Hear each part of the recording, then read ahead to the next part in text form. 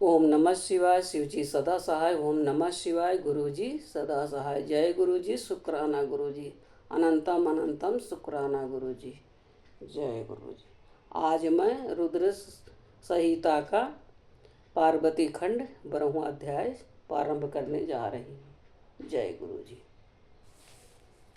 हिमवान का पार्वती को शिव की सेवा में रखने के लिए उनसे आज्ञा मांगना और शिव का कारण बताते हुए इस प्रस्ताव को अस्वीकार कर देना।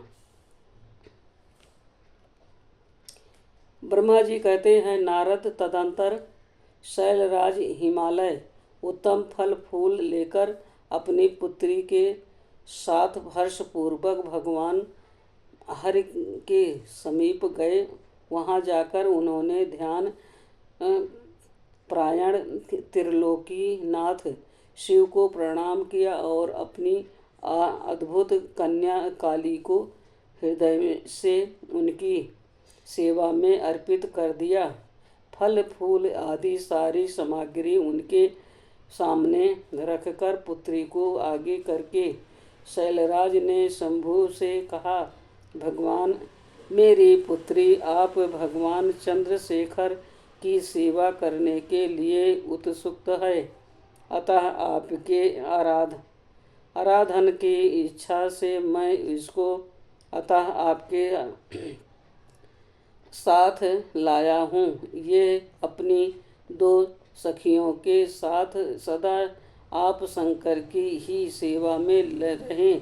नाथ, यदि आपका मुझ पर अनुग्रह है तो इस कन्या को सेवक के लिए आज्ञा दीजिए।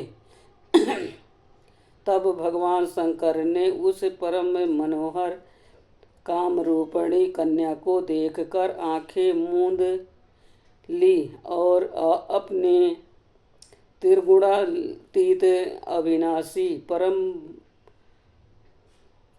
परमपरमय उत्तम रूप का ध्यान आरंभ किया। उस समय सर्वेश्वर एवं सर्वव्यापी जटाजूटधारी वेदांत वेद चंद्र कला विभूषण शंभु उत्तम आसन पर बैठकर नेत्र बंद किए तप ध्यान में ही लग गए।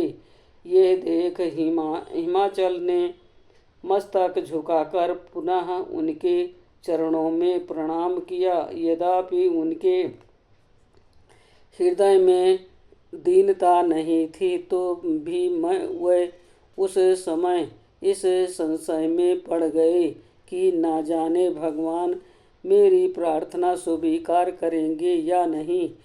वक्ताओं में श्रेष्ठ गिरिराज हिमवान ने जगत के एकमात्र बंधु भगवान शिव से इस प्रकार कहा, हिमालय बोले, देव देव महादेव करुणाकर शंकर विभो, मैं आपकी शरण में आया हूँ। आंखें खोलकर मेरी ओर देखिए।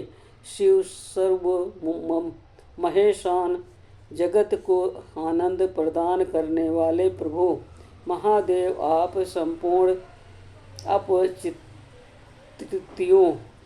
का निवारण करने वाले हैं। मैं आपको प्रणाम करता हूँ।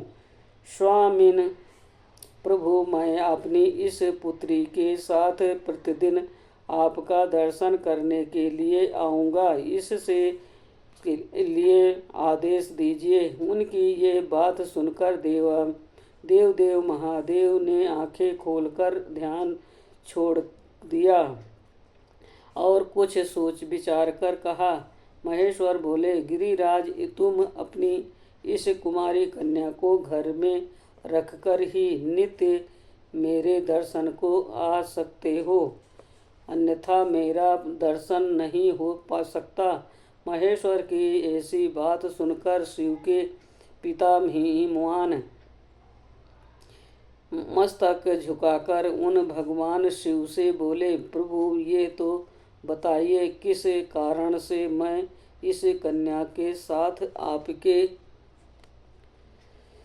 दर्शन के लिए नहीं आ सकता, क्या है आपकी सेवा के योग नहीं है, फिर इसे नहीं लाने का क्या कारण है, ये मेरी समझ में नहीं आता। ये सुनकर भगवान वृषभध्वज शंभु हंसने लगे और विशेषतः दुष्ट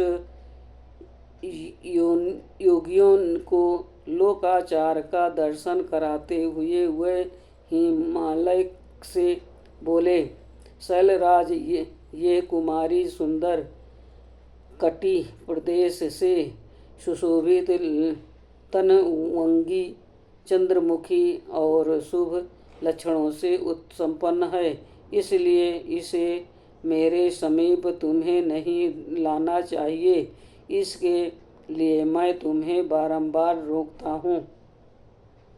वेद के पारंगत विद्वानों ने नारी को माया रूपिणी कहा है। विशेषतः युक्ति स्त्री तो तपस्वी जनों के तप में विघ्न डालने वाली ही होती हैं। गिरिश्रेष्ठ, मैं तपस्वी योगी और सदा माया से निर्लिप्त रहने वाला हूँ। मुझे युक्ति स्त्री से क्या प्रयोजन है। तपस्वियों के श्रेष्ठ आश्रय हिमालय, इसलिए फिर तुम्हें ऐसी बात नहीं करनी चाहिए, क्योंकि तुम वेदांत धर्म में प्रवीण ज्ञानियों में श्रेष्ठ और विद्वान हो। अचल राज, स्त्री के संग से मन में शीघ्र ही विषय वासना उत्पन्न हो जाती है, उससे वैराग नष्ट हो जाता है और वैराग न होने से पुरुष उत्तम तपस्या से भ्रष्ट हो जाता है। इसलिए शैल तपस्वी को स्त्रियों को संग नहीं करना चाहिए, क्योंकि स्त्री महाविषय वासना की जड़ एवं ज्ञान वैराग का विनाश करने वाली होती हैं। ब्रह्मा जी ने कहते हैं, नारद इस तरह की बहुत सी बातें कहकर महायोगी शिरोमणि भगवान महेश्वर चुप हो गए। देव ऋषि शंभु का ये निरामय स्प्रेह और निष्ठुर वचन सुनकर काली के पिता हिमान चकित कुछ व्याकुल और चुप हो गए।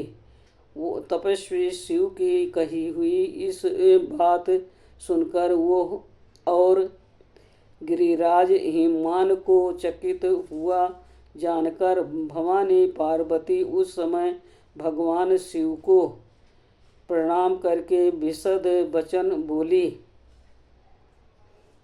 आज का 12वां अध्याय संपूर्ण हुआ। ओम नमः शिवाय। शिव जी सदा सहाय। ओम नमः शिवाय। गुरु जी सदा सहाय। जय गुरु जी। शुक्राना गुरु जी। अनंतम अनंतम शुक्राना।